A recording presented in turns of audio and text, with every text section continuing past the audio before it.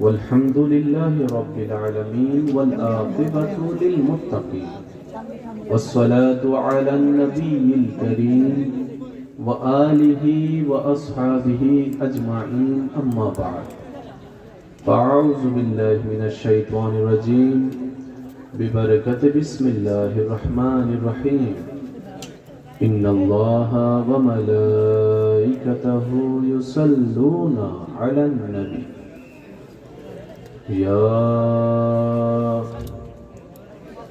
أيها الذين آمنوا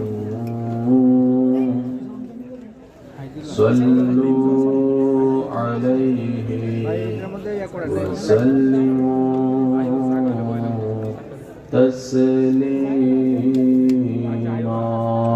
اللهم صل على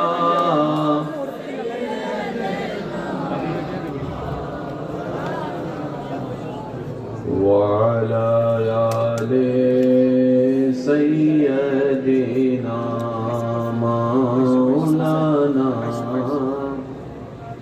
चारों तरफ नूर छाया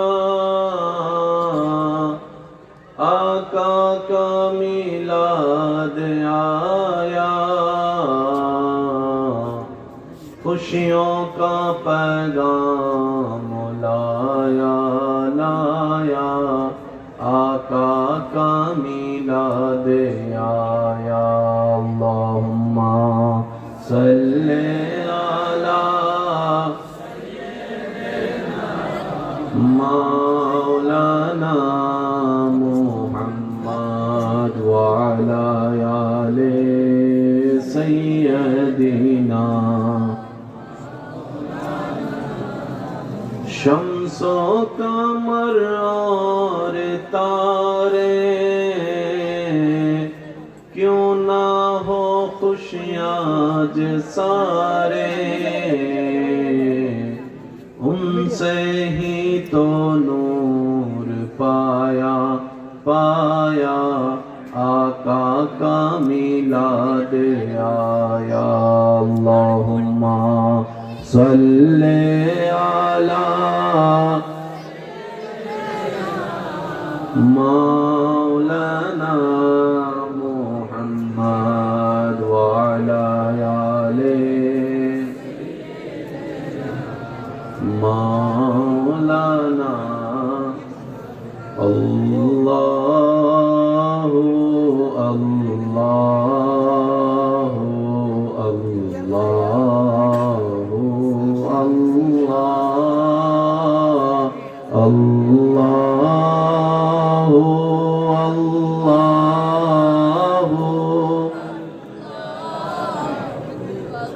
সবাই মিলে আরেকটি ইমানি আওয়াজে আল্লাহু আল্লাহ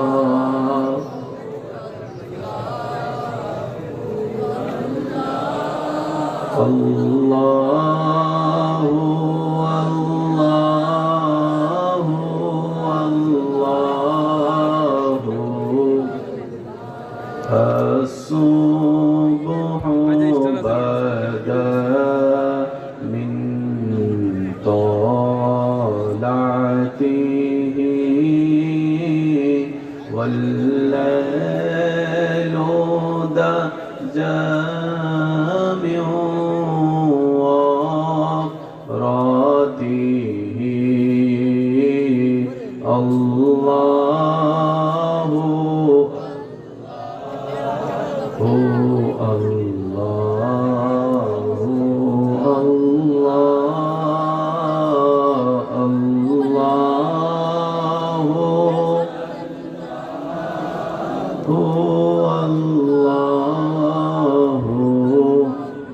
দেখি শেষবারের মতো যার যত শক্তি আছে সবাই মিলে মহব্বতের ইমানি আওয়াজে আল্লাহু আল্লাহু আল্লাহু আল্লাহু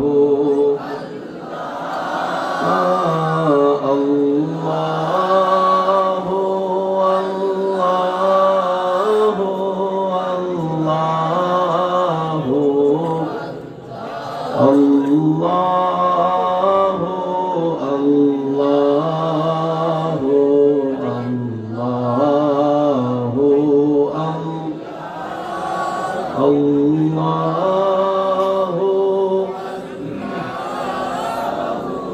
আল্লাহু আল্লাহ।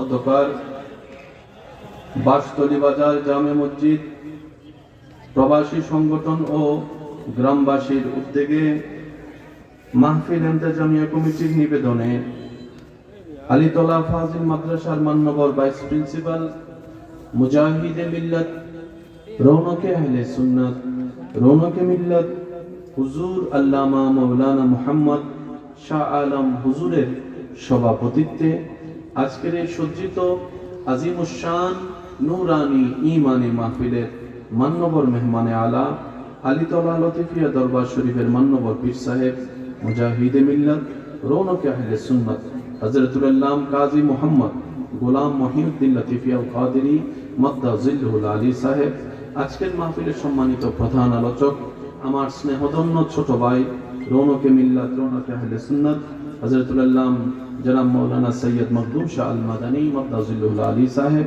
আজকের মাহফিলের সম্মানিত প্রধান বক্তা রৌনকে মিল্লাত রৌনকে আহলে সুন্নাত হযরতুল আল্লাম জনাব মাওলানা হাবিবুর রহমান জিহাদি মাদ্দা জিল্লুল আলী সাহেব, আজকের মাহফিলের সম্মানিত বিশেষ আকর্ষণ রৌনকে মিল্লাত হাফেজ মাওলানা কারি মোহাম্মদ গোলাম রব্বি সাহেব মাদ্দা জিল্লুল আলী সহ আমন্ত্রিত ওয়াদিগার উলামায়ে কেরাম, বিশেষ করে স্কুল কলেজ ভার্সিটি মাদ্রাসার প্রাণপ্রিয় ছাত্র ভাইয়েরা, এলাকার মান্যবর ব্যক্তিবর্গ, মুরব্বিয়ানে নিজাম, হাজিরানে মজলিস, আল্লাহর প্রেমিক, নবীর প্রেমিক, ঈমানদার ভাইয়েরা, আসসালামু আলাইকুম ওয়া রাহমাতুল্লাহি তাআলা ওয়া বারাকাতুহু। মন ভরে একবার বলি আলহামদুলিল্লাহ, আরেকটু প্রেম নিয়ে বলি আলহামদুলিল্লাহ। রব্বুল আলামিন আমাদের সকলের জীবনের গুনাহ মাফ করে দিন। আওয়াজ শুনি নাই, আরো জোরে। আল্লাহ দয়া করে আমাদের সবার মা বাবার গুনাহ মাফ করে দিন। আল্লাহ মেহেরবানি করে অত্র এলাকায় এই মুহূর্তে যত কবরবাসী কবরের কঠিন আযাবে কষ্ট পাচ্ছে, সবার দোয়ার উসিলায় আল্লাহ প্রত্যেকটি কবরবাসীকে আযাব থেকে মুক্তি দান করুন। সম্মানিত উপস্থিতি, আপনাদের ভালোবাসার ডাকে সাড়া দিয়ে আল্লাহর রহমতে আমি উপস্থিত হওয়ার চেষ্টা করেছি। আমি আপনাদের কাছে বিনয়ের সাথে, ভালোবাসার সাথে আবদার রাখব, যেটুকু সময় আল্লাহ তাআলা আমি অধমকে বলার সুযোগ দান করবেন, এই সময়টুকু সবাই একটু মনের কান দিয়ে শোনার চেষ্টা করবেন। বলি সবাই ইনশাআল্লাহ। আশা রাখবো আপনাদের ভালোবাসা এবং দোয়া নিয়ে আপনাদের থেকে বিদায় নিব। এই মাঝখানের সময় আল্লাহ যতক্ষণ তাকরীর আলোচনা করার আমি অধমকে সুযোগ দান করবেন, এই সময়টা যেন হয় আমাদের জীবনের একটা প্রেমের বাগানের সময়। কি বলেন আপনারা? পারবো আমরা একটু চেষ্টা করতে ইনশাআল্লাহ? আর একটু জোরে বলি ইনশাআল্লাহ।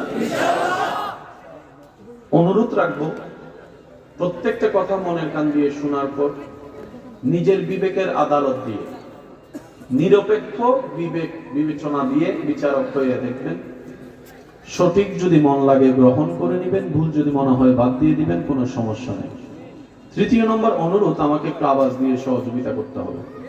যারা যারা করতে রাজি আছে একবার বলি মারহাবা। আরেকটু ইমানি গর্জন দিয়ে বলি মারহাবা।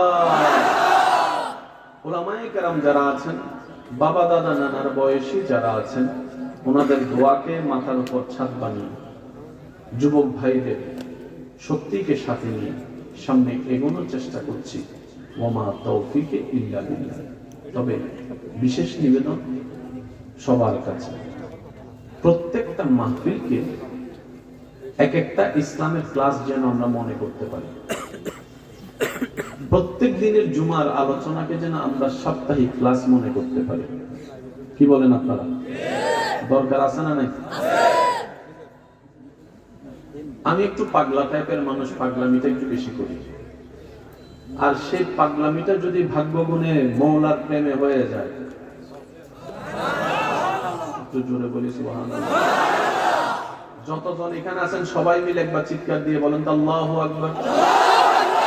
আবার বলেন আল্লাহু আকবার, আবার বলেন আল্লাহু আকবার, আবার বলেন মারহাবা। শরীর যেতে যতটুকু সময় লাগে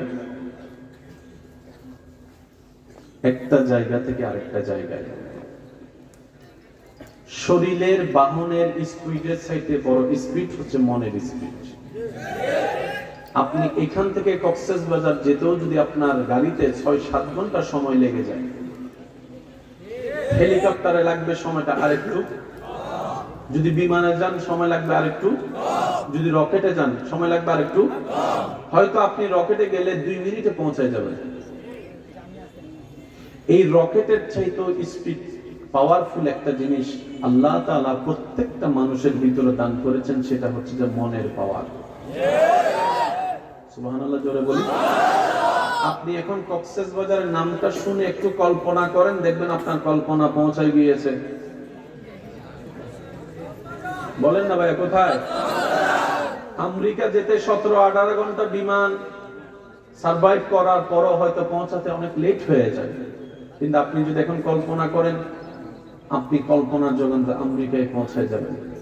সেকেন্ডের ভিতরে কল্পনার জগতে আপনি লন্ডন পৌঁছায় যেতে পারবেন। এই শক্তিটা আল্লাহ তাআলা শুধু সৃষ্টি জগতে মানব জাতির ভিতরে দান করেছেন, মানব জাতির ভিতরে দান করেছেন। নবী রাহমাতুল লিল আলামিনের উম্মতের খাতায় নাম লেখার গুণে আপনার আমার ভাগ্য এমন বিশাল হয়েছেন, এমন উপকারী হয়েছেন, এমন দামি হয়েছেন, আপনি আমি এখান থেকে আওয়াজ করলে সেটা 800 পর্যন্ত পৌঁছায় যায়। সুবহানাল্লাহ। ভাইয়া বেশি উঁচু করলে কানেকশনটা হচ্ছে না শ্রোতাদের সাথে। না সমস্যা না, আমি পারবো। চোখে চোখে চোখ না মিললে কি প্রেম হয়?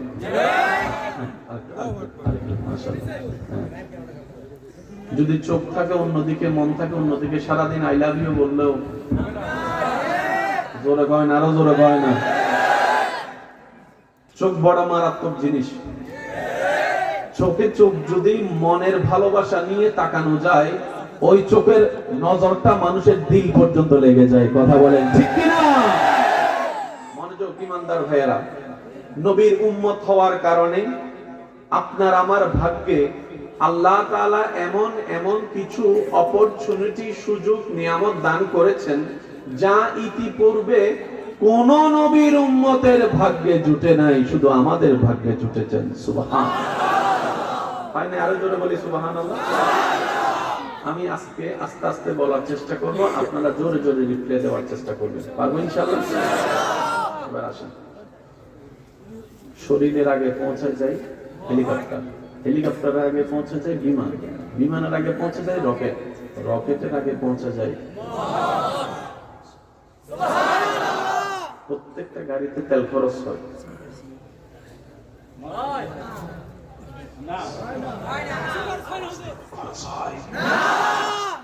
রকেট বিমান যেভাবে যায়, রকেট আপনার হেলিকপ্টার, বিমান, রকেট, রকেটের একটা সীমা আছে। এই সীমা রকেট পার করতে পারবে না। কিন্তু আপনি যখন মন থেকে একবার আল্লাহকে ডাকবেন, সে আওয়াজ প্রথম আসমান ভেদ করে যায়, দ্বিতীয় আসমান ভেদ করে যায়। সুবহানাল্লাহ, আমি শুনতে পাচ্ছি না। তৃতীয় আসমান পার হয়ে, চতুর্থ আসমান ছুঁয়ে, সপ্তম আসমান পার হয়ে, সিদরাতুল মুনতাহা জিবরাইলের সীমা পর্যন্ত পার করে উপরের দিকে যেতে যেতে যেতে যেতে যেতে আরশ পর্যন্ত পৌঁছায় যায়, আরশ পর্যন্ত পৌঁছায় যায়। বান্দা সিজদায় পড়ে রবের দরবারে নিজের দামি মাথা কপালকে যখন সিজদায় ঝুঁকাই দিয়ে সুবহানা রাব্বিয়াল আলা আস্তে আস্তে পড়ে, এই আওয়াজটা হতে পারে ডানের বামের মানুষ শুনে না, কিন্তু সেই ফিসফিস করা আওয়াজ আরশ পর্যন্ত পৌঁছায় যাচ্ছে। রব্বুল আলামিন শুনতে পাচ্ছে, রব্বুল আলামিন শুনতে পাচ্ছে। ফেরেশতা জাতি জিজ্ঞেস করে, আল্লাহ, এই ছোট্ট 3.5 হাতের মানুষের এমন শক্তি আসলো কোত্থেকে? যারা তেলাপোকা দেখলেই এক লাফে অন্যদিকে চলে যায়, সাপের নাম শুনলে রাতে ঘুম হারাম হয়ে যায়, তাদের আওয়াজে এত শক্তি হলো কিভাবে?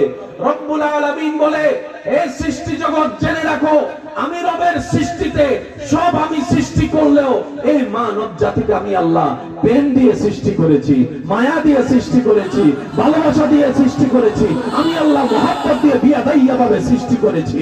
আমি আল্লাহ এই মানব জাতির বান্দুদের দুই আঙ্গুল নিচে এমন একটি স্টেশন দান করেছি, নবীর হাদিসের সন্ধানে সেই স্টেশনের সন্ধান পাওয়া যায়। ইন্না ফিল কলবে আইনানে ওয়া উজদানে, নবীর হাদিসের মধ্যে শোনা যায় ওই স্টেশন একটা আছে যেই কলবের আওয়াজ লামাকান পর্যন্ত পৌঁছায় যায়। বলেন সুবহানাল্লাহ। এমন সুযোগ, এমন দয়া, এমন নিয়ামত আল্লাহ আর কাউকে দেয় না। মনে রাখবেন এই কথাগুলো। আমার কথা মিললে নিবেন, না মিললে নেওয়ার দরকার নেই, আমি আগেই বলেছি। তবে ভেবে দেখবেন নিরপেক্ষ বিচারক হয়ে। শুনেন ভাইয়া, আল্লাহ তাআলা আমাদেরকে যতটুকু দুনিয়ার বিষয় দিয়েছেন অর্ধেক হায়াত তো শেষ। যুবকরা আওয়াজ দেন। আগে মানুষ মারা যেত অন্তত দাড়ি পাকলে, এখন তো দাড়ি উঠে নাই। মোটরসাইকেলে এই কথা কয় না, আরো জোরে কি বলে, ও আজরাইলে কয় ও আছে না নাই? যুবকরা আওয়াজ দিয়ে বলেন আছে না নাই? তবে আমি আমার যুবক ভাইদেরকে অনুরোধ করব, মোটর সাইকেলে যখনই উঠবেন, যদি আপনাকে অতিরঞ্জিত গাড়ি চালানোর জন্য কেউ পুশ করে, আপনি নিজের মনকে অন্তত নিজের মা বাবার চেহারাটা একবার স্মরণ করাই দিবেন। আপনি আপনাকে যেমন মন চায় তেমন করার অধিকার রাখেন, আমি মানলাম, কিন্তু আপনার মার চোখের পানির কারণ হওয়ার অধিকার আপনাকে কেউ দেয় নাই। আপনার মার বুকের হাড় খালি করার অধিকার আপনাকে কেউ দেয় নাই। আপনার মা বাবাকে সন্তান হারা করার অধিকার আপনাকে কেউ দেয় নাই। ডান হাত তুলে দেখাই বলো ঠিক কিনা? আল্লাহ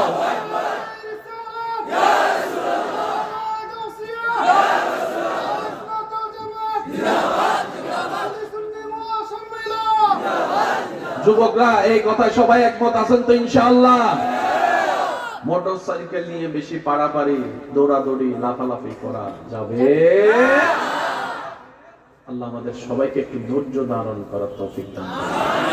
ইমানদার ভাই, কথা একটু মনোযোগ দিবেন। পৃথিবীর সবচেয়ে বড় কষ্ট হচ্ছে মৃত্যু। আপনি আমি যে কষ্টগুলো সহ্য করতে না পেরে মরে যাব চিন্তা করছি, মরণের এক সেকেন্ডের কষ্টের সামনে এই দুনিয়ার কোনো কষ্টই কিছু না, কিচ্ছু না, কিচ্ছু না, কিচ্ছু না। মরণ যন্ত্রণা যখন শুরু হবে, আপনাদের কখনো হয়েছে কিনা বলে একটু বলবেন। অনেক সময় অসতর্কতা বশত হাতের কোনো যদি কোথাও বাড়ি খায়, মনে হয় যেন রক্ত ছিঁড়ে গেছে। আমার প্রায় সময় হয়, আপনাদের তো আপনারা বলেন। তখন এই 1-2 সেকেন্ড 5 সেকেন্ড এমন কঠিন সময় পার হয়, মনে হয় যেন হাত শেষ, রক্ত বের হয়ে যাচ্ছে, রক্ত ছিঁড়ে যাচ্ছে। তখন যদি মায়া করেও কেউ হাত দেয়, তখন তার কথা বলেন। মৃত্যু যখন আপনাকে আলিঙ্গন করা শুরু করবে, তখন পাপী বান্দার সেই শরীরে অনুভব হবে, মনে হয় যেন শরীরের একটা একটা রগ সব ছিঁড়ে যাচ্ছে, একটা একটা রগ যেন সব ছিঁড়ে যাচ্ছে। সামনে হয়তো আপন জনেরা থাকবে, মা বাবা, স্ত্রী, পুত্র, সন্তান, স্বামী থাকবে। সবার সামনে থেকে আজরাইল যখন জানটা টেনে নিয়ে যাবে, এর চেয়ে বড় ভয়ানক মুহূর্ত আর কিছু হতে পারে না, আর কিছু হতে পারে না। একদিকে বুক ফেটে যাবে তৃষ্ণার যন্ত্রণায়, অন্যদিকে শরীরের সারা সঙ্গে প্রত্যঙ্গে অত্যঙ্গে ব্যথা আর ব্যথা, ব্যথা আর ব্যথা। একদিকে আপনার পৃথিবী ছেড়ে যাওয়ার ভয়, মায়া কাজ করবে, আবার অন্যদিকে কবরে থাকার সেই ভয়টা আপনাকে বারবার ভাবিয়ে তুলবে। একদিকে আপনার সন্তান রেখে যাওয়ার বাপ হিসেবে টেনশন কাজ করবে, একটু কথা বলতে হবে, ঠিক না?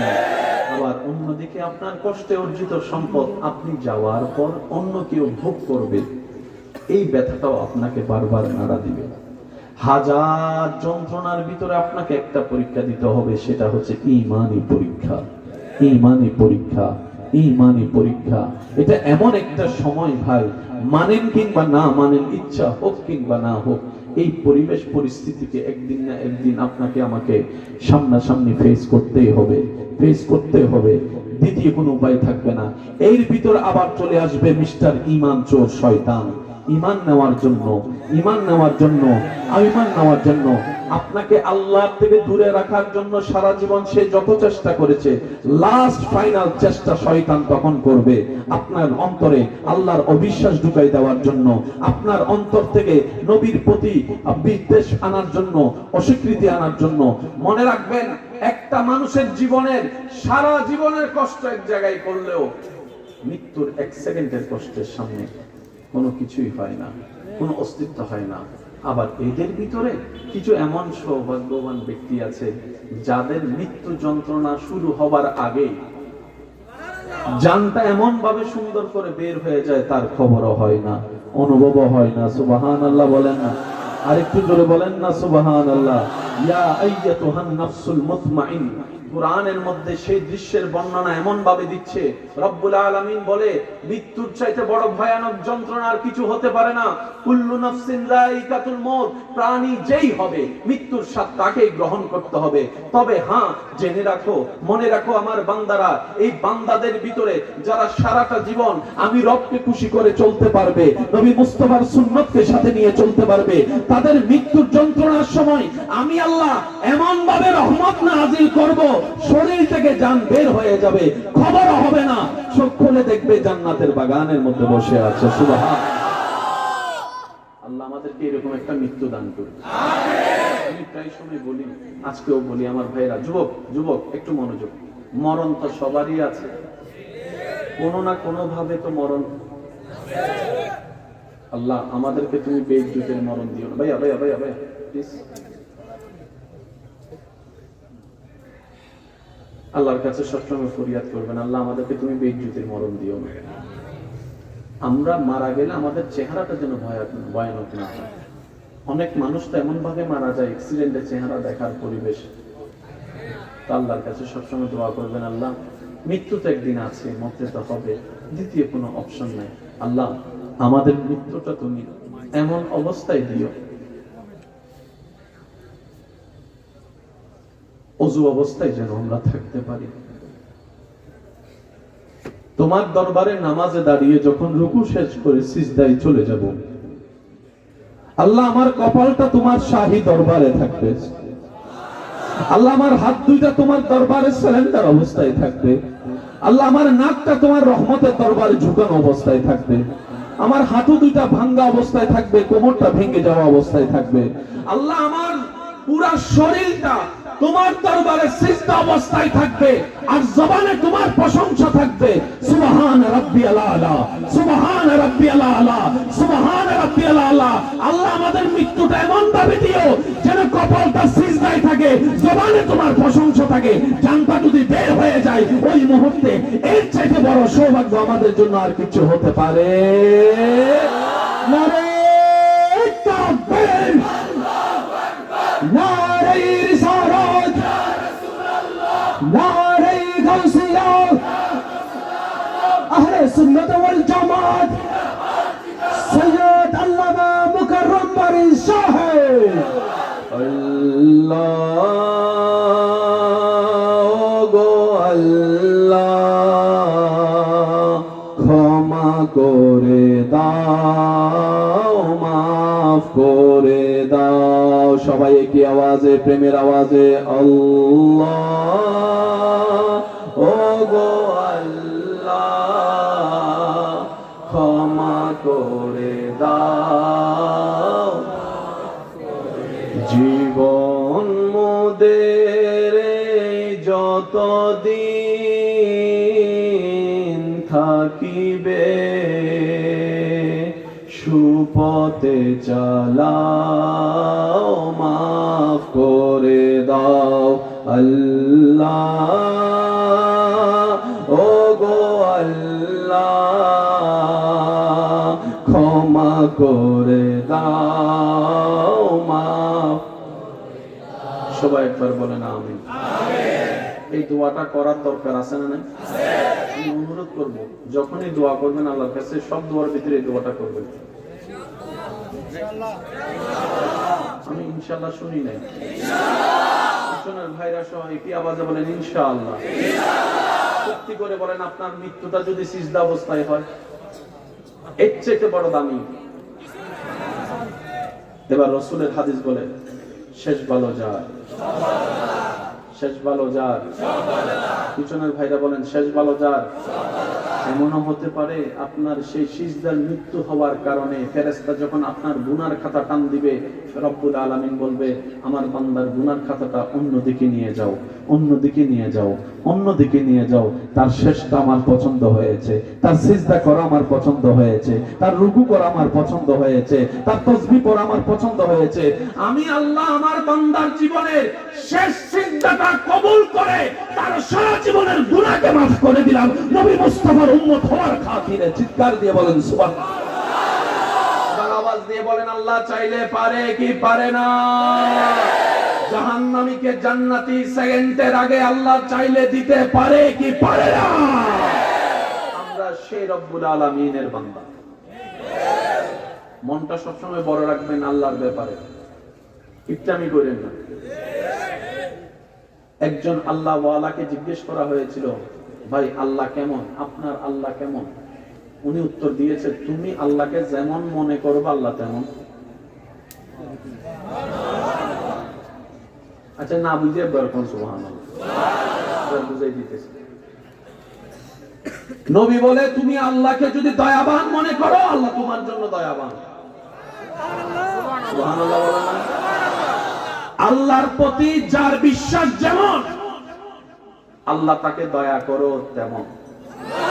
সেজন্য আমি বলি ইমানদার ভাইয়েরা মনে রাখবেন, বিপদ যদি কখনো এমন পর্যন্ত পৌঁছায় যায় আপনি আপনার চতুর্দিকে অন্ধকার আর অন্ধকার, আপনি তখনও অন্তরে বিশ্বাস রাখবেন আমার আল্লাহ একজন আছে যিনি চাইলে অন্ধকারকে আলো দিতে পারে, অন্ধকারকে আলো দিতে পারে, অন্ধকারকে আলো দিতে পারে।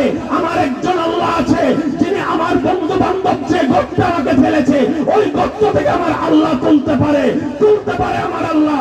ওই আল্লাহ আমাকে রিজিকের ব্যবস্থা করে দিতে পারে, হায়াতের ব্যবস্থা করে দিতে পারে, সন্তানের ব্যবস্থা আমার আল্লাহ করে দিতে পারে, আমার ব্যবসার ব্যবস্থা আমার আল্লাহ করে দিতে পারে, আমার চাকরির ব্যবস্থা আমার আল্লাহ করে দিতে পারে, আমার অশান্তি শান্তি সংসারে শান্তির ব্যবস্থা আমার আল্লাহ করে দিতে পারে। কথা বলেন ঠিক কিনা? আল্লাহ চাইলে বলেন, আল্লাহ চাইলে আল্লাহ কখন দিবে? মনে রাখবেন যখন আপনি এই বিশ্বাস অটল থাকবেন আমার আল্লাহ দিতে পারে এবং দিবে। ভাইয়া কি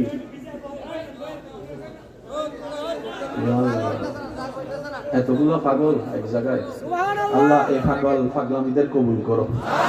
আমার সোনার মদিনা, আমার প্রাণের মদিনা, সব ভুলিব কিন্তু তোমায় ভুলতে পারি না। সবাই সোনার মদিনা, সব ভুলিব ভুলিনি ভুলবো না, ভুলতে পারি না, ভুলিনি ভুলবো না, ভুলতে পারি না, সব ভুলিব। উচ্চ আওয়াজ একবার বলেন মারহাবা। এতটুকু কথা মনে থাকবে ভাইয়া, যে যেমনি আছেন কিছু করার নাই, আর কিছু করার নাই আলহামদুলিল্লাহ। যে বসে বসে থাকেন, যে দাঁড়িয়ে আছেন দাঁড়িয়ে থাকেন ইনশাআল্লাহ। তবে মনে রাখবেন সবাই তো প্রেমের বাগানেই আছে। আওয়াজটা একটু বড় করে দেন না, ঠিক কিনা? তবে পকেট সাবধান। কিছু মানুষ আপনার হাত না ভাইয়া পকেটের লগে হাসানা হাসানা, যেখানে ভালো আছে সেখানে খারাপও, ভালো ভালোর জায়গায়, খারাপ খারাপের জায়গায়। খারাপের কারণে কোন জায়গাকে, মাহফিলকে, মসজিদকে বদনাম করার কোন সুযোগ। যার যার আমল বলে না, যার যার আমল। সবাই আমাকে নীরবতা দিয়ে একটু সহযোগিতা করেন, বাস এতটুকু চাই আপনাদের কাছে, একটু নীরবতা। কারণ জায়গার তুলনায় আসে কি কম হয়েছে না বেশি হয়েছে? আল্লাহ এই পাগলের পাগলামীদেরকে কবুল করো আমিন। এতটুক কথা যারা বুঝতে পেরেছি তারা ডান হাত তুলে একবার বলি মারহাবা। এবার আসেন, জীবনে যাই হোক মনে একটা কথা রাখবেন, কি আছে? বলবেন আবার আমার মুখে মুখে বলেন আছে। জিজ্ঞেস যদি করে কেউ কে আছে, আপনি বলবেন যে আছে। আবার বন্ধু জিজ্ঞেস করলো এই বিপদ কালে তোর তো কেউ নাই, আছে কেমনে বললি? তখন আপনি বলবেন যে আমাকে মায়ের পেটে খেয়াল রেখেছিল, তিনি আছে আমার সাথে। যিনি আমাকে রূহ জগৎ থেকে আমার বাবার পিঠে এনেছিল তিনি আছে আমার সাথে। যিনি আমাকে মায়ের পেটের পানির ভিতরে নিঃশ্বাস নেওয়ার ব্যবস্থা করে দিয়েছিল তিনি আছে। যিনি আমাকে দেখার দুইটা চোখ দিয়েছেন তিনি আছে। যিনি আমার নিঃশ্বাসের প্রত্যেকটা সেকেন্ড হার্টের খবর রাখে তিনি আমার সাথে আছে।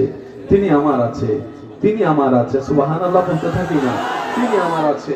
এবার আপনি যখন আপনার বিপদকালে সর্বদাই নবীর প্রেম নিয়ে এই কথাটা বলতে পারবেন একজন আছে, আপনার দায়িত্ব শেষ। ভাই একটু বুঝে বুঝে বলেন না সুবহানাল্লাহ। আপনার আমার দায়িত্ব। এবার দায়িত্ব হচ্ছে যার নাম আপনি বলেছেন ওনার দায়িত্ব। আপনার আমার দায়িত্ব কি? বিপদে আপদে কষ্ট মুসিবতে শুধু এতটুকু বলা আছে, দিবে, দেখে, শুনে, দিবে, আছে আছে আছে। আমি বেওয়ারিশ নই, আমার একজন মালিক আছে। এবার আপনি এক সপ্তাহ, এক মাস, এক বছর, 2 বছর এটার উপর ছিলেন, আছে আছে আছে। যেদিন আপনার আছে বলাটা ওনার পছন্দ হয়ে যাবে, বুঝে বুঝে কোন, বুঝে বুঝে কোন, বুঝে বুঝে কোন, যতদিন ওনার পছন্দ না হয় ততদিন আপনাকে বলতে হবে আছে। শুনি নাই, কি বলবেন? আবার বলেন, আবার বলেন। 2 বছর শেষ, আবার বলেন। 5 বছর শেষ, আবার বলেন। 15 বছর শেষ, আবার বলেন। এবার আল্লাহ পাক বলবে যে ভাইয়া ভাইয়া ভাইয়া প্লিজ, ভাইয়া please please, I love you, I love you too. 3, 4, 5, 6, 7 একবার বলি মারহাবা। 15 বছর শেষ, বলে না 15 বছর। এবার আল্লাহ তাআলা বলবে ফেরেশতা এই 15 বছর ধরে আমার বান্দা আশা আছে বলতেছে, কি বলে রে? ফেরেশতা বলবে আল্লাহ তাকে তার বাচ্চা জালাল যখন কষ্ট দিয়েছে, জায়গা থেকে বের করে দিয়েছে, তখন সে তোমার দিকে তাকাই অপেক্ষা ছিল তুমি কখন হুকুম দিবা, কখন আদেশ দিবা, কখন বিচার করবা, কখন রায় দিবা, কখন তার পক্ষে কথা বলবা। সে এই আশায় বসেছিল আমার একজন মালিক আছে। বলেন আমার একজন মালিক আছে। তার বন্ধুরা যখন তাকে ব্যবসার ফাঁদে ফেলে তার টাকাটা মেরে খেয়েছে, তাকে লসের মধ্যে ফেলে দিয়েছে, সে নিরাশ না হয়ে সুইসাইড না করে তোমার অপেক্ষায় বসেছিল। যখন ভিসা দিবে বলে 1 নাম্বার ভিসা বলে বিদেশের 2 নাম্বার ভিসা দিয়ে তার সাথে প্রতারণা করেছে, সে সবকিছু জায়গা বিক্রি করে ওই ভিসার টাকাটা দিয়েছিল আল্লাহ। তখন সে নিরাশ হয় নাই, সে বলে যে আমার একজন আছে, আমার একজন আছে, আমার একজন আছে। আমি বেওয়ারিশ নই, আমার একজন মালিক আছে, আমার একজন সৃষ্টিকর্তা আছে, আমার একজন রিজিক দাতা আছে, আমার একজন খালিক আছে। রব্বুল আলামিন বলবে আমার বান্দা এত বছর আমার অপেক্ষায় বসেছিল, এত বছর আমার অপেক্ষায় বসেছিল, এত বছর আমার হুকুমের অপেক্ষায় বসেছিল। এবার সূরা তালাকের 2 নম্বর আয়াতের শেষের অংশ আপনার জন্য চলে আসবে। রব্বুল আলামিনের ফরমান ওয়া মান ইয়াত্তাকিল্লাহ ইয়াজআল লাহু মাখরাজান ওয়া মান ইয়াত্তাকিল্লাহ ইয়াজআল লাহু মাখরাজান। সুবহানাল্লাহ বলতে থাকি, সুবহানাল্লাহ সুবহানাল্লাহ সুবহানাল্লাহ। সূরা তালাকের শেষের অংশ আপনার জন্য চলে আসবে ওয়া মান ইয়াত্তাকিল্লাহ ইয়াজআল লাহু মাখরাজান। রব্বুল আলামিন বলে যে কোনো বিপদ আপদ মুসিবতে কষ্টের মধ্যে আমার বান্দা যদি নবীর প্রেমটার সাথে নিয়ে আমি রবের উপর তাওয়াক্কুল করে আমার হুকুমের অপেক্ষা করে আমার উপর ভরসা করে, হে দুনিয়াবাসী জেনে রাখো আমি আল্লাহ ইয়াজআল লাহু মাখরাজান। তার বন্ধু বান্ধব তাকে যে করতে ফেলেছে, তার আত্মীয় স্বজন তাকে যে বিপদে ফেলেছে, তার বাবা যারা চাচা মামারা যে সম্পত্তি খেয়ে ফেলেছে, আমি আল্লাহ কথা দিলাম ইয়াজআল লাহু মাখরাজান। ওই বিপদ থেকে বের হওয়ার চোখ দেখবে কোনো রাস্তা নাই, বিবেক বলবে কোনো উপায় নাই, সেই জায়গা থেকে আমি আল্লাহ তাকে বের করার ব্যবস্থা করে দেব, বের করার ব্যবস্থা করে দিব, বের করার ব্যবস্থা করে দিব। শুধু তাই নয় ওয়ায়ারযুকুহু মিন হাইসু লা ইয়াহতাসিব। এমন এমন জায়গা থেকে আমি রাজ্জাক আমার বান্দাকে রিজিকের ব্যবস্থা করে দিব, সে শুধু পাইতে থাকবে আর অবাক হতেই থাকবে, অবাক হতেই থাকবে, অবাক হতেই থাকবে। আমি আল্লাহ দিতে থাকবো, আমার বান্দা নিতে থাকবে। বলেন সুবহানাল্লাহ।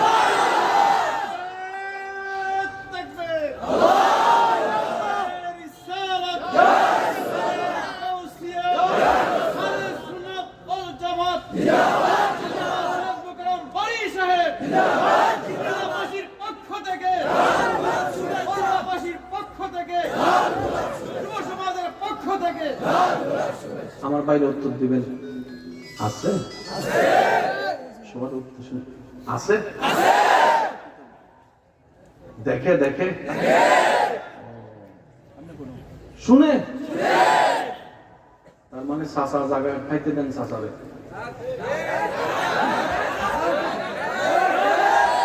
যারা বলেন মামলা আরো 5টা দিতে।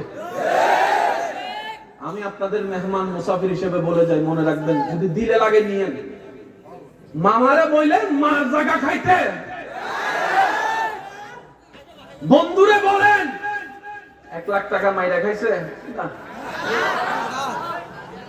অভাবের কারণে, গরিব হওয়ার কারণে যে আত্মীয়রা আপনাকে অবহেলা করেছে, 2টা গালি দিয়েছে, বড় কথা বলেছে, শুনেছেন? শুনে তাহলে দিতে দেন। বলে না দূরে চলে যায়। আপনাকে কেউ গালি দিলে আপনার রব শুনে, তো দিতে দেন। আপনার উপর অত্যাচার করলে আপনার রব দেখে, তাহলে করতে দেন। আর রব কখনো গালিদাতার পক্ষে থাকে না, অত্যাচারের পক্ষে থাকে না, মজলুমের পক্ষে থাকে। আপনার ছেলেকে বলেন আপনাকে আরো অত্যাচার করতে, দেখবেন সে জালিম হবে, আপনি মুসলিম হবেন, আপনার রব আপনার পক্ষে দাঁড়িয়ে যাবে। যেদিনেই আপনার রব, আপনার রব আপনার পক্ষে দাঁড়িয়ে যাবে, ইজ্জত আপনার জন্য, সম্মান আপনার জন্য, টাকা আপনার জন্য, শান্তি আপনার জন্য, জান্নাত আপনার জন্য হয়ে যাবে। 2 হাত তুলে দেখাই বলো ঠিক না? আল্লাহু আকবার। উচ্চ আওয়াজ একবার বলি মারহাবা। যে 2জন যুবক আমাকে, 3-4জন যুবক আমাকে ভালোবাসেন, আবদার করে একটা কথা বলতে চাই। অনুমতি আছে? বলেন অনুমতি আছে? ধাক্কা খাইলে, বলেন ধাক্কা খাইলে পাক্কা হয়? ধাক্কা খাইলে পাক্কা হওয়ার প্রথম শর্ত হচ্ছে ধাক্কা খাওয়া। ভাইয়া ভাইয়া কথা বলেন না প্লিজ। মাহফিল আদবের জায়গা, মহাব্বতের জায়গা, ঠিক না? আমরা যদি এটাকে ধরে রাখতে পারি, এখানে নূর আসবে, রহমত আসবে। আর আমি অনুরোধ করবো, যে কোনো মাহফিলে যাবেন অজু রাখবেন আর টুপি রাখবেন। এটা হবে কি, আপনার ভিতরে শয়তানটা আপনাকে লাগতে পারবে না। আচ্ছা সত্যি করে বলেন ভাইয়া, মাঝখানে যুদ্ধবাজি এত দাঁড়াও। অজু করার পরে কাউকে গালি দিতে ইচ্ছে করে? অজু করার পরে মারামারি করতে ইচ্ছে করে? অজু করার সাথে সাথে দেখবেন আপনার ভিতরে একটা পবিত্র ভাব চলে আসে। সেজন্য অজু অবস্থায় থাকার চেষ্টা করবেন। নবীজি বলে, যার মৃত্যু অজু অবস্থায় হবে তার মৃত্যুটা ঈমানের উপর লেখা হয়ে যাবে। আমাকে যে 2-1জন ভালোবাসেন, আবদার করে বলি, যতটুক পারেন, যতটুক সময় পারেন অজুর সাথে থাকার চেষ্টা করবেন। চেষ্টা তো করতে হবে, কারণ নিজে বাঁচলে না পাবেন না। এই যে কথা বলেন, আরো জোরে বলেন। আমার বাচ্চা আমাকে বাঁচতে হবে, ঠিক কিনা? আপনার বাঁচার রাস্তা আপনাকে করতে হবে, ঠিক কিনা? তো নিজেকে জান্নাতে নেওয়ার জন্য পরিশ্রম করার দরকার আছে না? না, আমাদের সবাইকে তৌফিক দান করুন। এবার বলেন ধাক্কা খাইলে, সবাই বলতে হবে ধাক্কা খাইলে। তাহলে পাক্কা হওয়ার প্রথম শর্ত ধাক্কা। তো ধাক্কা খাওয়ার জন্য ধাক্কা দেনেওয়ালাও তো লাগবে। এই ধাক্কা দেনেওয়ালা চাচা, দাদা, মামা, নেতা, পেতা, বড় ভাই, কাকা, 2 নম্বরই বন্ধু, বিষয়ের মধ্যে জালিয়াতি, ওদেরকে ধাক্কা দিতে দেন। এবার আপনি বলবেন ভাই আমার কাজ কি? আপনার কাছে একটা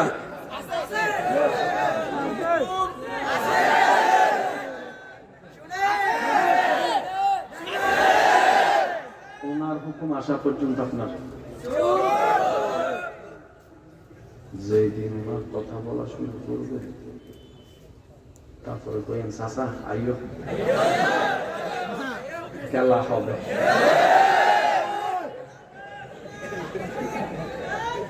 জয় কাকে বলে জানেন?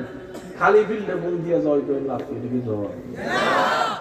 যখন বিরোধী দল হবে আর্জেন্টিনা ব্রাজিলের মতো খেলবে, একটা গোল দিলে মনে হবে যেন আপনি বিশ্বকাপ জয় হয়েছেন। কেউ বিশ্বকাপ পেয়ে খুশি হয়, কেউ ব্রাজিল আর্জেন্টিনার মতো দলকে হারাইয়া খুশি হয়। তারা যদি কয় বিশ্বকাপ কি তুই ফার্স্ট নাই, কয় ভাল লাগতো না, 2টা বড় দলের একটা হইলো গোল দিছি বেটা, এর চেয়ে বড় ভাবার কি হইতে পারে? কথা বলেন ঠিক কিনা? ধাক্কা দিলে না আপনি সহ্য করবেন। তো ধাক্কা দেওয়ার আগে যদি আপনি কোন আয় মাঠে চল খেলা হইব, জিতা যাবে?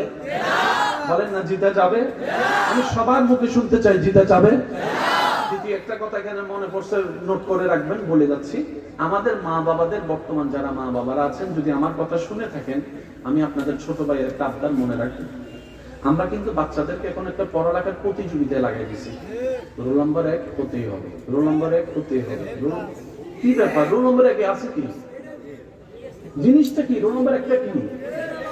আমি বললাম সে ক্লাস 9 পর্যন্ত রোল নাম্বার 1 ছিল, মানলাম। এসএসসি তে গোল্ডেন এ প্লাস পাইছে, মানলাম। ইন্টারে গোল্ডেন একদম টপ এ প্লাস পাইছে, মানলাম।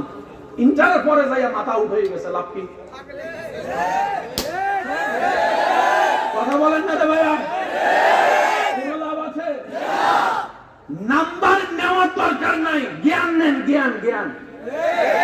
আমি কি বুঝাতে পারছি কথা? এবার আসেন, সবাই পরীক্ষা দিলে কি পাইতে চায়? এ প্লাস স্কেল ফেট করে না তো? হ্যাঁ, এই এ প্লাসের লগে যদি এক তোলা স্বর্ণ থাকতো তাহলে মনে একটু বুঝতে পারি গোল্ডেন এ প্লাসটা জিনিসটা সুন্দর হতো। এবার আস্তে করে বলবো, বুঝলে আওয়াজ দিন, না বুঝলে আওয়াজ দেওয়ার দরকার নেই। বর্তমানে অনেক বড় বড় গোল্ডেন এ প্লাস পাওয়ালা ব্যক্তি এমন কোম্পানির বসের আন্ডারে চাকরি করে যে বসগুলা জীবনে 9 ক্লাসও পাস করে নাই, 10 ক্লাসও পাস করে নাই, এ প্লাসও পায় নাই।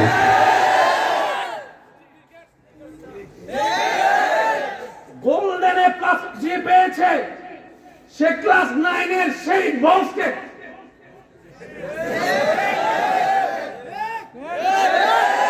জোরে জোরে জোরে। এবার আমাদের বুঝান গোল্ডেন এ প্লাসের দাম কত? এই চিন্তা থেকে আমাদেরকে সবাইকে বের হতে হবে। কথা বলেন ঠিক কিনা? ছোট ছোট বাচ্চারা নার্সারিতে যখন যায়, আপনাদের এখানে দেখলে যদি দেখবেন, ছোট ছোট বাচ্চারা সকালে যখন নার্সারিতে যায়, ব্যাগের বারে যে সাবজেক্ট আপনি আমি ক্লাস 6 7 ও পড়ি নাই, ক্লাস 1 2 বাচ্চাকে সেই সাবজেক্ট গুলো দেওয়া হচ্ছে। বাচ্চাদের পড়ারও দরকার, খেলারও দরকার, আছে না নাই? এখন দেখা যায় স্কুলের টাইম শেষ হওয়ার পরে, ঘরে আসার পরে খাওয়া দাওয়া করে 10টা মিনিট ঘুমাইতে দেয় না, আরেকজন টিচার চলে আসে। আসরের পরে খেলার টাইমে আরেকজন টিচার লাগাই দেয়, মাগরিবের পরে টিচার আরেকজন লাগাই দেয়। সারাটা দিন পড়তে পড়তে ছেলে চলে যায়, বাচ্চাটা খেলা করার সময় পেবে তো পাবে কোথায়? তো সে ছেলে, সে বাচ্চা মোবাইল না দিবে আর কে জিতবে? কিছু কথা বলে না, কষ্ট নিয়ে না আমার কথাই। শহরের বাচ্চাদের চাইতে গ্রামের বাচ্চারা বেশি জানেন, তারা ছোটবেলা থেকে মাটিতে পড়ে, গাছ থেকে পড়ে, থেকে পড়ে।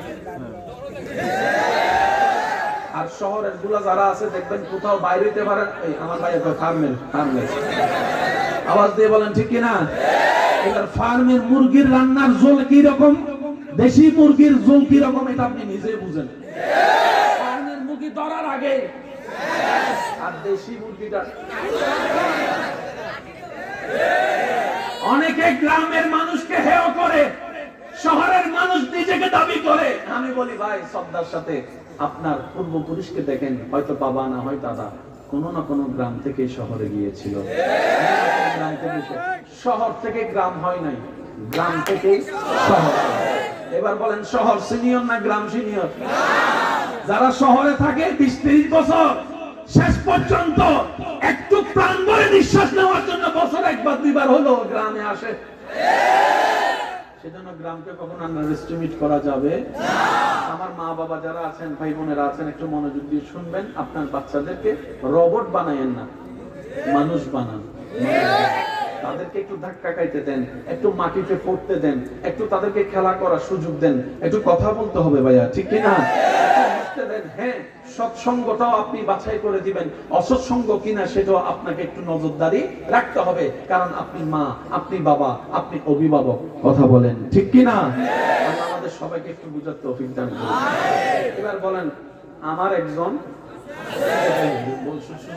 হবে না, আমার একজন, আমাদের একজন, সেই তিনি, বলেন সেই তিনি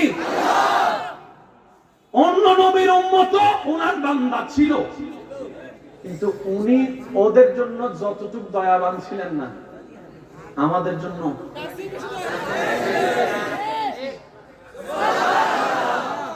এবার ফেরেশতা জিজ্ঞেস করে, আল্লাহ আচ্ছা আমি সত্য করে কইলে আপনারা বুঝতে পারবেন। ভাইয়া মনোযোগ আছে সবার? সাজা হয় অপরাধের কারণে। অপরাধ মানি গুনাহ, অপরাধ মানি আচ্ছা আপনারা জানেন সমস্ত নবীর উম্মত কার বান্দা? ভাই একটু জোরে বলেন, কার বান্দা? ওনাদের বেলায় আল্লাহ সিস্টেমটা কি ছিলেন জানেন? আল্লাহ তাআলা যে কোনো কাজে 3 বার নিষেধ করতেন। কয়বার? 3 বার। প্রথমবার, দ্বিতীয়বার, তৃতীয়বার। যদি তারা না শুনতো, বলেন না গজব দিয়ে। যেমন আপনারা জানেন নূহ আলাইহিস সালামের প্লাবনের কথা জানেন, আসমান থেকে অগ্নিবর্ষণের কথা জানেন, বানর বানাই দেওয়ার ঘটনা জানেন। একটু জোরে বলেন না। মুসা নবীর আমলে ফেরাউনের বংশধর সহ গজব মানি শেষ। বলেন গজব মানি শেষ। এতটুকু বুঝবেন। এবার আপনারা আমাকে উত্তর দিবেন, শুধু স্টেজ উলামায়ে কেরাম যারা আছে, বাবা দাদা নানার বয়সী যারা আছে, ওনারা একটু শুনবেন। সব নবীর উম্মত কার বান্দা? আগের নবীর উম্মতের গুনাহ বেশি ছিল না আমাদের? আমি বলবো না, আপনারা বলেন। আমাদের মুসা নবীর উম্মতে ফেসবুক ছিল না, মুসা নবীর ঈসা নবীর উম্মতে ইউটিউব ছিল না, কথা কয় না তো। দাউদ নবীর উম্মতের কাছে হোয়াটসঅ্যাপ ছিল না, ইউসুফ নবীর উম্মতের কাছে গুগল ক্রোম ছিল না। কিছু কথা বলে না রে ভাই। আগের যুগের উম্মতের মধ্যে রেস্টুরেন্ট ছিল না আমাদের। আগের যুগের উম্মতের মধ্যে কলেজ ভার্সিটির কিসিং ছিল না। এবার বলেন তুলনামূলক গুনাহ কারা বেশি করি? আমরা। সবার মুখে একটু শুনতে চাই, কারা? তারাও ছিল কার বান্দা? আমরাও কার বান্দা? তারা ছিল কার জমিনে? আমরাও আছি কার জমিনে? তারা ছিল কার বিধানে? আমরাও আছি কার বিধানে? তারা আছে কার দুনিয়ায়?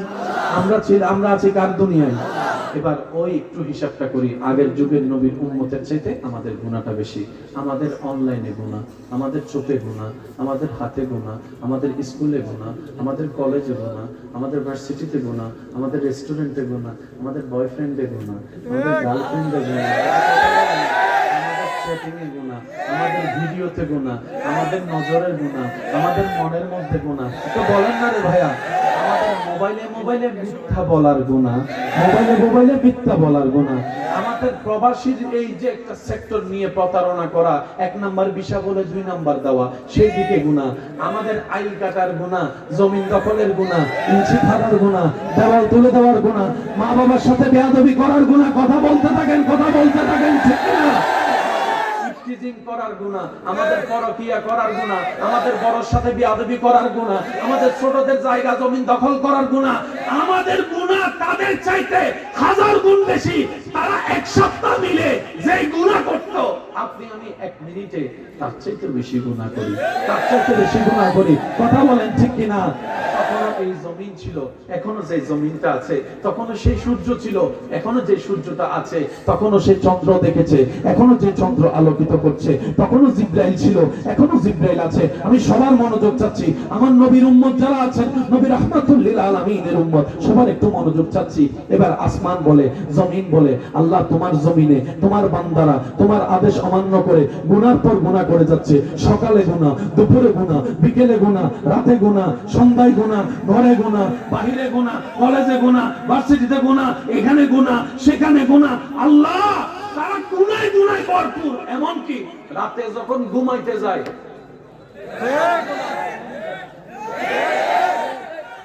শুনি না আরো জোরে বলেন, তারা কখনো গুনাহ করে। আল্লাহ তারা যে এত গুনাহ করে, তুমি আযাব দিবা না, আযাব দিবা না, আযাব দিবা না।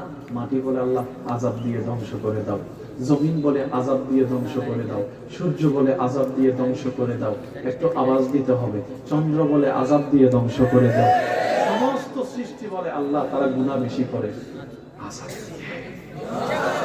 এই যে ভাইয়া প্লিজ, এই যে আযাব দিয়ে ধ্বংস। রব বলে যে না,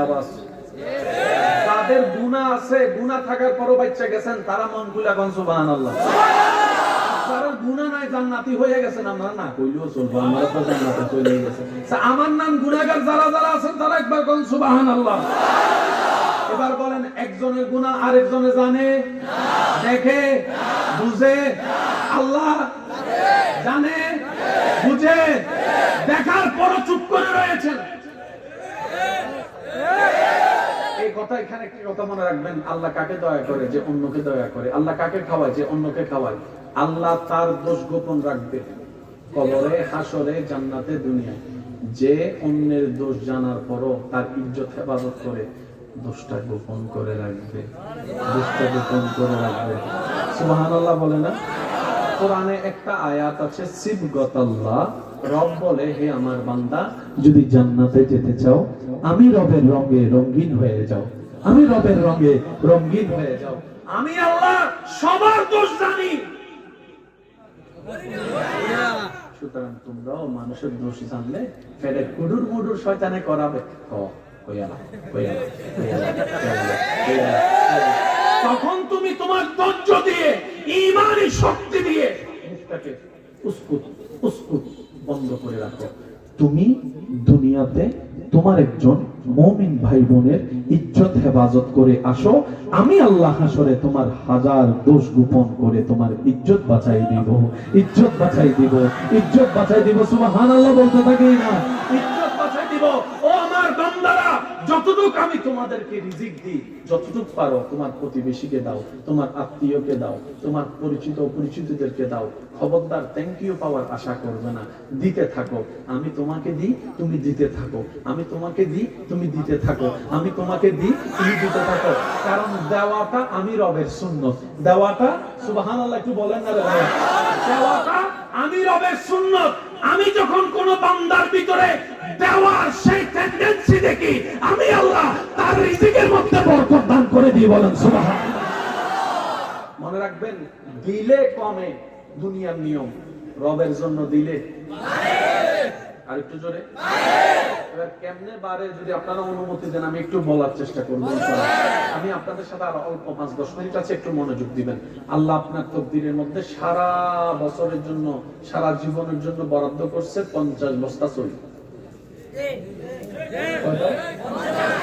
আপনি চাইলে একদিনও খাইতে পারেন, এক সপ্তাহ খাইতে পারেন, এক মাসও খাইতে পারেন, এটা আপনার ইচ্ছা।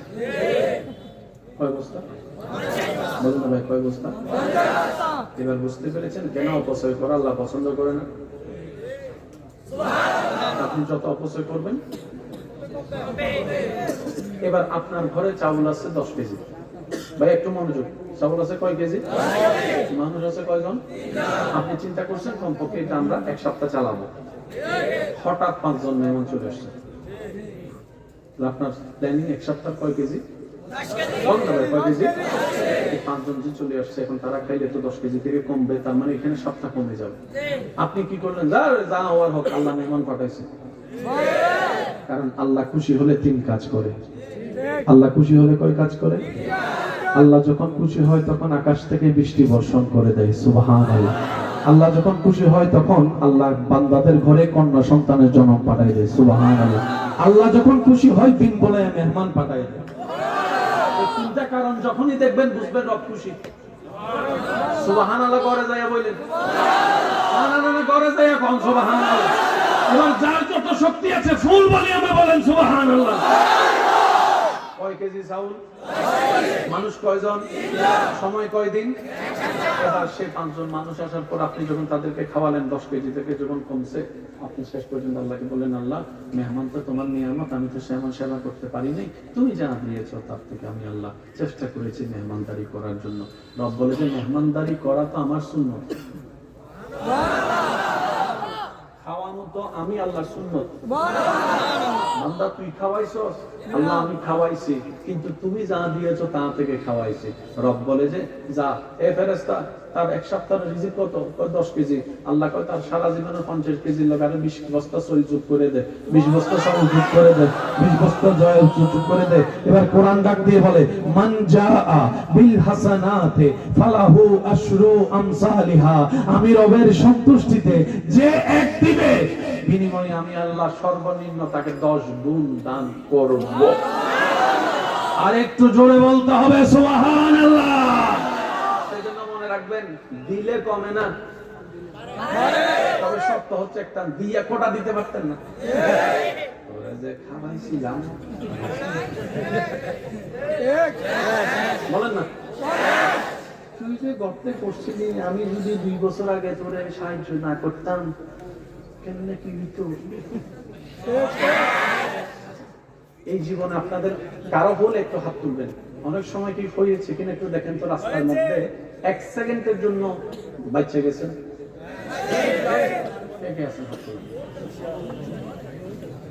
এবার হাত নামান। আমি বলবো আপনারা বিরক্ত হচ্ছেন মনে হয়, অল্পর জন্য বাইচে গেছে এরকম অনেক মানুষ আছে না? আচ্ছা অল্পর জন্য কি বাঁচে ভাই? মৃত্যু যদি থাকে সুয়ের ফুটায়ও মহরণ হইয়া যাইব। মৃত্যু যদি না থাকে বড় ট্রাক আইসা যদি আপনারা এবার বলেন রাখে আল্লাহ। করোনাকালীন সময়ে প্রথম ধরিস না, মুখ বান্ধালা তো একজনের ওই কি একটা ভিডিওতে বা আমি ফান খাই, আমার বড় হইতো না, এসব কথা কয় না, আছে না? আচ্ছা আপনাদের এলাকায় করোনাকালীন মানুষ কম বেশি অনেক মারা গেছে, আল্লাহ তাদেরকে জান্নাতুল ফেরদৌস নসিব করুন। করোনাকালীন সময় আপনারা ছিলেন মরা না জিন্দা? এলাকার বাইরে ছিলেন না এলাকায়? মরছেন কেন বলেন না? এখানে এমন অনেক ব্যক্তিও আছে করোনাকালীন ঠিকই করোনা হয়েছে কিন্তু এদের খবর নাই। কথা বলেন রে ভাই, কারণ করোনাটা যে কোন জায়গায় লুকাই থাকে কেউ তো চিনত না। মনে করেন আপনি করোনা না হওয়ার জন্য স্যানিটাইজার দিয়ে হাতটা পরিষ্কার করে বাথরুম থেকে বাইরে হইছেন, যে দরজা ধরছেন এই দরজায় ছিল করোনা। তো শেষ পর্যায়ে প্রথম দিকে এনভায়রনমেন্ট ছিল এরকম, না দূরে থাকো, এমনি এমনি করো না, এমনি এমনি করো না। যখন বারবার লকডাউন মানুষ যখন বিরক্ত হয়ে শেষ পর্যন্ত কি হয়েছে? আল্লাহ বাঁচাইলে বাঁচবো, আল্লাহ মরাইলে মরবো, আর কত ঘরে বসে থাকবো, আর কত ঘরে বসে থাকবো। এবার আওয়াজ দিয়ে বলেন করোনাকালীন আপনার এলাকায় কোন পাগল মারা গেছে? বুঝলেন কথা? পাগলের ঘরে বসে রাখতে পারছেন? আমরা পুলিশ দেখতে পালাইছি, আর পাগল যখন আসে পুলিশে কয় হু আর ইউ, এটা কয় আন্নে কেডা। তখন আইনের ভাইরা বলে লকডাউন কি তুমি জানো না? কয় লকডাউন কি, এসে কথা কয় না। কয় বেটা ঘরে যা করোনা ধরবো, তো করোনা কি? পিছন থেকে সারে কয় এটারা জ্বালাইস না। পুরো এলাকায় দৌড়াইছে পাগল। বলেন এবার বলেন হায়াতের মালিক কে? শুনি নাই আমি, আরো জোরে বলেন হায়াতের মালিক কে? রিজিকের মালিক কে? করোনাকালীন সময়ে চাকরি বন্ধ, শেষ ভালো যা সব ভালো তার অবস্থা একটু বড় করে দিবেন। করোনাকালীন সময়ে চাকরি, ব্যবসা, রাস্তাঘাট, ঘরবাড়ি, স্কুল, কলেজ, মাদ্রাসা, বেতন, খাওয়া দাওয়া,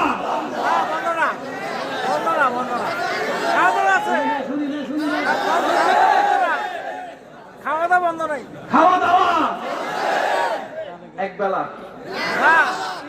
আরো বেশি। এবার আমাকে একটু অঙ্কটা মিলাই দেন। বাজার করতে টাকা আসতে চাকরি ব্যবসা লাগে, দোকানও বন্ধ, চাকরিও বন্ধ, সবই বন্ধ। আপনি বাজারটা করলেন, কোথাও করলেন কিভাবে, টাকাটা পেলেন তো পেলেন কিভাবে, খেয়েছেন কয় বেলা? তখন আমার ভাইয়েরা বলে আসলে তখন ভাবি নাই, এখন কল্পনা করলো কেমন জানি মনেও পড়ে না। করোনাকালীন সময় তো ঘরেই ছিলাম, বের হতে পারি নাই, সপ্তাহ পর সপ্তাহ এমনও গিয়েছে, কিন্তু খেলাম তো খেলাম কিভাবে? কই কোনোদিন তো উপবাসে পেটের ক্ষুধা অন্তরে রেখে বুকের মধ্যে রেখে ঘুমাইতে হয়েছে, এমন তো রেকর্ড মনে পড়ে না, এমন তো রকেট মনে পড়ে না, এমন রেকর্ড মনে পড়ে না। এবার কোরআন ডাক দিয়ে বলে, ওরে বান্দারা, আল্লাহ তো করুণা দিয়েছে এটাই বোঝার জন্য, দুই নম্বরই করার দরকার নাই, তাওয়াক্কুলটা রবের উপর রাখ। যেই রব তিমির মতো মাছকে খাওয়াইতে পারে, তোর মতো 3.5 হাতের এই অর্ধেক পেটকেও 3 বেলা খাওয়াইতে পারবে। সুবহান।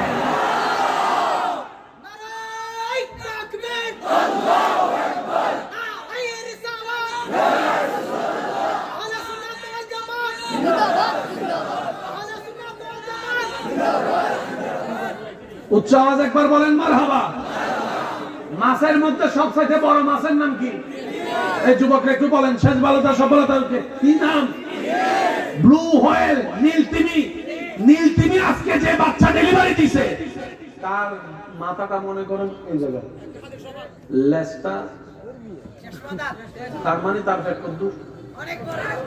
মোটামুটি আমরা 1,000-2,000 মানুষ যাইতে পারবো।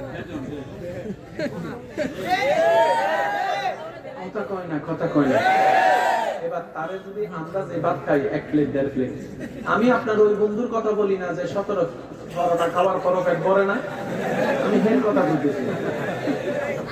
আছে না, আছে না বন্ধু, আজকে আমার একটু খাওয়া, কেউ কইছে চল খাওয়াই, খাওয়াইতে যখন লেগে গেছে সে বাইরে কয় কান খানা তোবা, আর জীবনে খাওয়াইতাম না, আর জীবনে খাওয়াইতাম না। আছে না? না খাইবো হে চিন্তা করছে 2টা অথবা 3টা, 17টা চলে, শেষ পর্যন্ত যে রুটি বেলে হে কর ভাই আমার বাড়ি যাওয়া খাইছে, আমার বউ মিস কল মারতাছে ভাই, আর খাইছ না ভাই। হেটা কয় মাত্র শুরু না করছি। আপনার অনেক বন্ধু বান্ধব দেখবেন খাইতে বসলে ফ্যানটা নিয়ে তুলে দেয়, কথা কয় না। যুবকরা এত ঠান্ডা আওয়াজ দিলে হবে না, আছে না? নাই। এবার আসেন, সে তিমির পেট যেটা আছে, তিমির কোনো চাকরি ব্যবসা দোকানদারি, তিমির যদি জিজ্ঞেস করেন ভাই জন্মের পর থেকে কখনো উপবাস ছিল না, এরকম তো মনে পড়ে না। তোর যে সাইজের পেট 1 প্লেট ভাত দিল তো তুমি আমাদেরকে লাথি মেরে ফেলে দিতে, তোর কিটা দিছ? তোমার মা বাপ কই? হয় না, আমার মা বাপ জন্ম দেওয়ার পরে কিছুদিন আমার সাথে ছিল, এরপরে আমার মা মার জায়গায় বাপ বাপের জায়গায় চলে গেছে, তো তুমি কি? আমি একা। চাকরি আছে? চাকরি কি? ব্যবসা আছে নাকি? এখানে পানি তোর কি ব্যবসা করি? খাওনি, খাই মানে আমি এক বেলা খাই কমপক্ষে 1 টনের উপরে, 1 টনের উপরে, 1 টনের উপরে, 1 টনের উপরে, 1 টনের উপরে। আমি তো কিতা কো, আমরা কই কিতা কো 1 টন, আমার গাল দেখছ না, এটা গালটা বড় করলো তো ফেন্ডল 1 টনের উপরে। কখনো ক্ষুধার্ত ছিল না? কয় না। আমরা বললাম কেন? এটাই তো আল্লাহ তোদেরকে শিখাতে চাই, মালিকের গোলাম বনে থাক। শুনি নাই, আমি শুনি নাই। মালিকের উপর ভরসা করে থাক। যে রব ছোট্ট ছোট্ট পিঁপড়াকেও খাওয়াইতে পারে, একটু বুঝবেন সুবহানাল্লাহ। যে রব গাছের ঢালে ঘুমন্ত পাখিকে ঘুমন্ত অবস্থায় গাছ থেকে ঢলে পড়ে যেতে দেয় না, যে রব পুরা আসমানটাকে ছাদ বানিয়ে রেখেছেন খুঁটি ছাড়া, যে রব পুরা পৃথিবীকে পানির উপর ভাসায় রেখেছেন, ও বান্দা ওই রবের কি বিশ্বাসটা তুই রাখার মতো রাখতে জানিস না? যদি তুই রাখার মতো রাখতে জানিস, আল্লাহই তোর জন্য যথেষ্ট। হাসবুনাল্লাহ, হাসবুনাল্লাহ, হাসবুনাল্লাহ। দুনিয়াতে যা হোক, যেমন হোক, তোর মন মতো হোক আর না হোক, একটা কথা সর্বদা মনে রাখবেন আমার ইমানদার ভাইয়েরা, মন মতো হলে যদি 2 রাকাত নফল নামাজ পড়েন, মন মতো কোনো কিছু না হলে 4 রাকাত নফল নামাজ পড়ার চেষ্টা করবেন। সুবহানাল্লাহ। মন মতো হলে যদি একবার আলহামদুলিল্লাহ বলেন, মন মতো না হলে 2 বার আলহামদুলিল্লাহ বলার চেষ্টা করবেন। কেন জানেন? কারণ মন মতো হওয়াটা আপনার চাওয়া ছিল, আর যেটা আপনার মন মতো হয় নাই সেটা আপনার রবের চাওয়া হয়েছে, আপনার মালিকের চাওয়া হয়েছে, আপনার খালিকের চাওয়া হয়েছে। বান্দা তো সেই আসল বান্দা যে রবের সন্তুষ্টিতে নিজেকে সন্তুষ্টি রাখে। রাখতে পারে সেই তো আসল বান্দা। চিৎকার দিয়ে বলেন সুবহান। আল্লাহ তাআলা আমাদের সবাইকে রবের প্রিয় বান্দা হয়ে কবরে যাওয়ার তৌফিক দান করুন। ইমানদার ভাই মনোযোগ আছে তো আপনাদের না? এবার বলেন, যে যত দুই নাম্বারই করে কিসের জন্য? জোরে বলেন। একটু দরুদ শরীফ পড়ি। আল্লাহুম্মা সাল্লি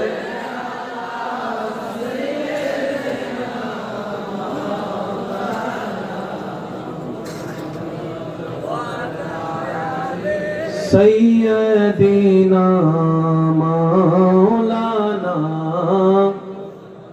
জন্ম আমার নবী যুগে হলে কেমন হতো, জন্ম আমার নবী যুগে হলে দুনয়নে রাসূল পাক দেখিলে কেমন হতো, দুনয়নে রাসূল পাক দেখিলে কেমন হতো, জন্ম আমার নবী যুগে হলে কেমন হতো। উচ্চ আওয়াজ একবার বলেন মারহাবা। এবার আমার ভাইয়েরা বলেন, হারাইতে চান না পাইতে চান? বলেন বলেন সবাই। এবার পাইতে চাওয়ার লিস্টি করেন। মনোযোগ আছে? আইফোন 16 পেতে চাই নাই মনে হয়, অথচ কবে আইফোন 15 পরে রয়েছে, তারপরও ফেট বলে না। কথা বলেন না রে ভাই। আসলে কি কি পেতে চাই একটু লিস্টি করে মিলে কিনা দেখেন। আইফোন 16 পেতে পারলে ভালো হতো। ওই ওই কি ভালো হতো। ঢাকা ভার্সিটি যদি একটু চান্স পাইতাম ভালো হতো। আল আজহার ইউনিভার্সিটিতে যদি একটা সিট পাইতাম ভালো হতো। তারপরে ঘরের সামনে যদি উঠানের জায়গাটা একটু যদি কিনতে পারতাম ভালো হতো। একতলা বিল্ডিংটা যদি 5 তলা বানা ভাড়া দিতে পারতাম ভালো হতো। ভালো হতো একটু আপনারা বলেন না রে ভাইয়া, কি হতো? ভালো হতো। বিদেশ যদি একটু যেতে পারতাম ভালো ভালো হতো। ওই হ্যাতিরে যদি একটু পড়াইতে পারতাম কি হতো? জোরে বলেন, এটা কি হইতো? আরো জোরে বলেন, কি হইতো? দোকান তো একটা আছে বাজারে, আরো 3টা 4টা দিতে পারলে ভালো হতো। 5টা তো মেয়ে আছে, এবার 2টা ছেলে হলে ভালো হতো। 2টা তো ছেলে আছে, এবার একটা মেয়ে হলে ভালো হতো। আর শরীরটা একটু যদি সুস্থ হইতো ভালো হতো। শরীরটা একটু ফিট হইলে ভালো হতো।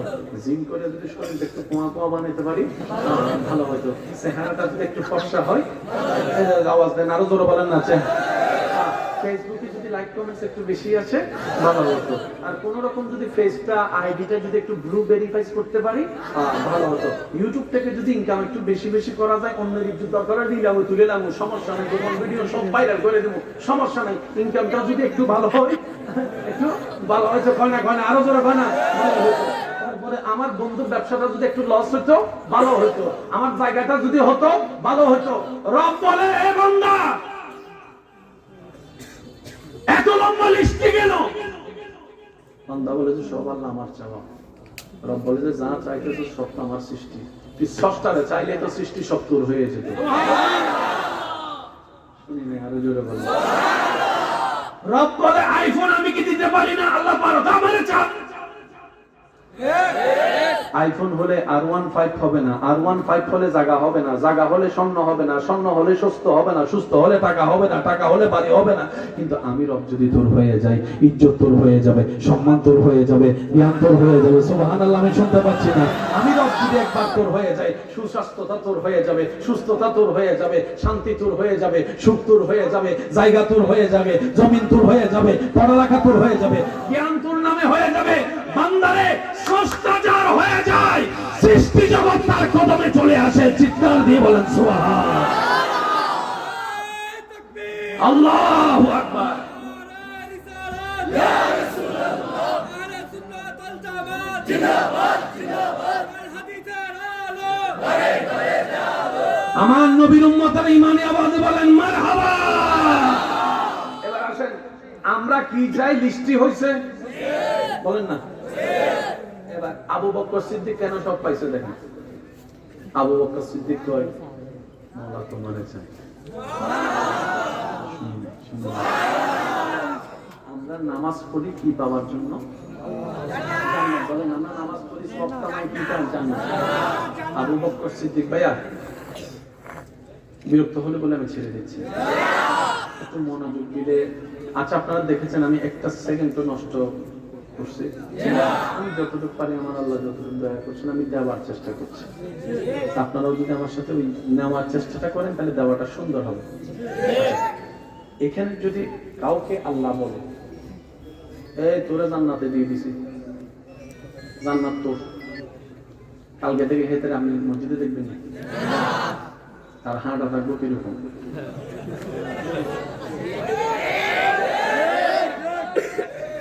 মাহফিলে আসলে কমিটিরও কইব প্লাস্টিকের কিতাছে সন্ন্যাসী আর সন্ন্যাসী, তারা যদি কেউ সালাম দেখে দিন, গুনাহগারের সালাম নিয়ে না, গুনাহগারের সালাম নিয়ে সত্যি না বলেন? আপনারা বলেন সে আর বন্ধুরও বন্ধু মনে করবে, আপনকে আপন মনে করবে? জোরে বলেন। শেষ ভালো যার, সব ভালো কি বলেছি? একটু মনোযোগ দিয়ে দেন, আমি অল্প কিছুক্ষণের মধ্যে আপনাদের থেকে বিদায় নিচ্ছি, একটু মনোযোগ দেন। সব ছেড়ে দিবে, সে জান্নাত পাওয়াছে, তার অহংকারে শেষ মদিনার মাটিতে। সাহাবায়ে কেরামের সামনে আল্লাহর হাবিব নবী রাহমাতুল লিল আলামিন সাহাবাদেরকে নিয়ে বসে আছেন। নবীজি বললেন ওমা ইউনতিকু আনিল হাওয়া ইন হুয়া ইল্লা ওয়াহয়ুন ইউহা ওয়ালা নবী। আল্লাহর হাবিব নবী বললেন শুনে রাখো, আমার আবু বকরকে আমার আল্লাহ জান্নাতের টিকিট দান করেছেন, আমার ওমরকে জান্নাতের টিকিট দান করেছেন, এই মুবাশশারাত 10 জনকে আল্লাহ তাআলা জান্নাতের টিকিট দান করেছেন। আমি নবীকে দিয়ে জানিয়েছেন, আমি নবী জানিয়ে দিলাম। জান্নাতের টিকিট পাওয়ার পরে সবাই সাহাবায়ে কেরামকে আহলান সাহলান মারহাবা দিতে লাগলেন। আমরা তো কবরেও যাই নাই, হাসরেও যাই নাই, বিচারও হয় নাই, আমরা তো এখনো জান্নাত পাবো কি পাবো না জানি না। আপনারা তো বড় সৌভাগ্যবান, নবী বলেছেন আপনারা জান্নাতি হয়ে গিয়েছেন। সুবহানাল্লাহ। ভাগ্যবান আর কেউ বলেন, আপনাদের মতো ভাগ্যবান আর কেউ? সিদ্দিক আকবর সবার আওয়াজটা শোনার পর পরের দিন সবাই চিন্তা করছে আবু বকর সিদ্দিক হতো, মসজিদ আর আসবে, কিন্তু দেখা যায় সবার আগে মসজিদ আবু বকর সিদ্দিক। আমি সবার আওয়াজ শুনি নাই, বলেন সুবহানাল্লাহ। সবার আগে আবু বকর চলে আসছে। সবাই জিজ্ঞেস করলো সিদ্দিক আকবর আমরা তো নামাজ পড়ি জান্নাত পাওয়ার জন্য, আপনি তো জান্নাত পেয়ে গেলেন, আসলেন তো আসলেন কেন? সিদ্দিক আকবর বলে আমি জান্নাত পাওয়ার জন্য আসিনি, আমি আমার মাওলাকে রাজি করার জন্য এসেছি, আমার মাওলাকে রাজি করার জন্য এসেছি। আমার রুকু, আমার সিজদা, আমার তাসবিহ, আমার তালিম সবকিছু আমার মালিককে রাজি করার জন্য। এবার আপনারা যদি আমরা যদি এই সূত্র দিয়ে নিজেকে বিবেচনা করি দেখবেন অঙ্ক সব ক্লিয়ার হয়ে যাবে। অন্যের আদর্শ ধরা লাগবে না, অন্যের আর বদনাম করা লাগবে না। কথা বলেন ঠিক কিনা? অন্যের দোষ খুঁজে খুঁজে নিজের জীবনের সময় নষ্ট করার দরকার, নিজে বাঁচলে বাপের নাম। আল্লাহ আমাদের সবাইকে বুঝার তৌফিক দান করুন। 5 ওয়াক্ত নামাজ আদায় করার তৌফিক দান করুন। এখানে যারা শুধু সপ্তাহে আমি কইতাম নাম্বারটা কোন তাও একামতের আগে ঢুকে, আল্লাহ আমাদেরকে 5 ওয়াক্ত নামাজ পড়ার তৌফিক দান করুন। শুনি না ভাই, আর একটু জোরে বলেন। শুনেন 5 ওয়াক্ত নামাজ কেন পড়বেন? উত্তর একটাই, আপনি যদি আল্লাহর জমিনে থাকেন তাহলে 5 ওয়াক্ত নামাজ পড়তে হবে। বুঝতেছেন আমার কথা? আপনি যে জমিনে থাকেন সেটা যদি আল্লাহর হয়, সে আল্লাহর 5 ওয়াক্ত নামাজ আপনাকে পড়তে হবে। আপনি যদি আল্লাহর দেওয়া রিজিক খান তাহলে আপনাকে নামাজ, বলেন না, আপনাকে নামাজ পড়তে হবে। মসজিদের মিনার থেকে যখনই আওয়াজ আসবে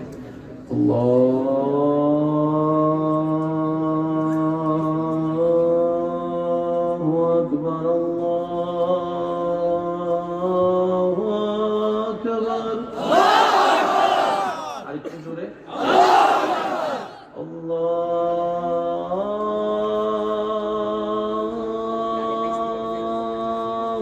আকবার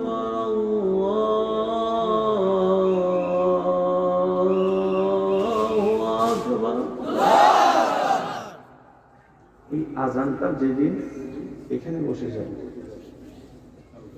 এখানে না,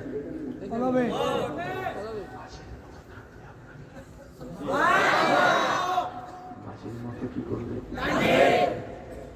অনেকে আছেন এখানে ফজরের আজানের সময় অ্যালার্ম দিলে উঠতে পারে না, আবার অনেকে আছে আজান দেওয়ার আগেই চোখ খুলে যায়।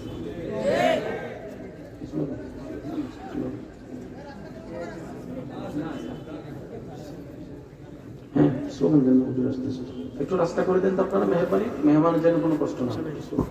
নারে তাকবীর, নারে রিসালাত, নারে গাউসিয়া, আহলে সুন্নাত ওয়াল জামাত, ওলিতলা দরবার শরীফের আলা হযরত মুর্শিদ কাবলার আগমন, বাসতুলবাসীর পক্ষ থেকে, যুব সমাজের পক্ষ থেকে, ওলিতলা দরবার শরীফের আলা হযরত মুর্শিদ কাবলার আগমন, এই এলাকার পক্ষ থেকে নারে তাকবীর, নারে রিসালাত, নারে গাউসিয়া, আহলে সুন্নাত ওয়াল জামাত, ইশাদ কাবলার আগমন, ওলিতলা দরবার শরীফের আলা হযরত মুর্শিদ কাবলার আগমন, বাসতুলবাসীর পক্ষ থেকে লাল গোলাপ শুভেচ্ছা।